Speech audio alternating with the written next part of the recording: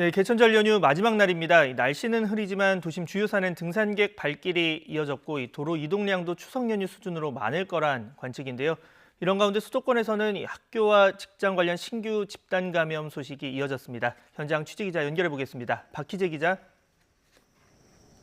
네, 저는 서울 관악산에 나와 있습니다. 네, 날씨가 비교적 흐린 편인데 그곳 등산로 상황 어떻습니까?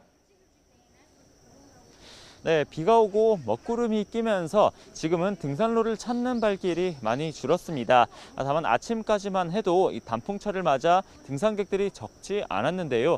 이 사흘 동안의 연휴로 확장을 해보면 이곳 관악산을 비롯해 국립공원과 유원지 곳곳에 이 휴일을 즐기려는 인파가 몰렸습니다. 고속도로 교통량도 많은데 오늘 하루 동안 전국 곳곳으로 차량 474만 대가 이동할 것으로 추정됐습니다. 이번 추석 연휴 하루 평균 고속도로 교통량인 478만 대에 육박하는 수치입니다.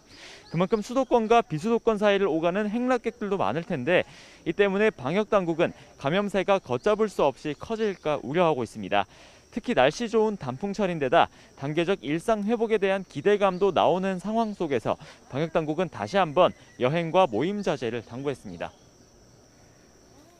네, 방역 수칙 준수도 꼭 당부를 드리겠고요. 자, 수도권 지역 집단 감염 사례도 계속해서 나오고 있다고요?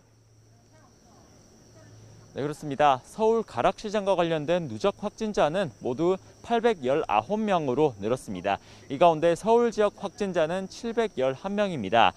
시장 종사자 652명과 또 그 가족과 지인이 153명, 방문자 13명이 각각 포함됐습니다.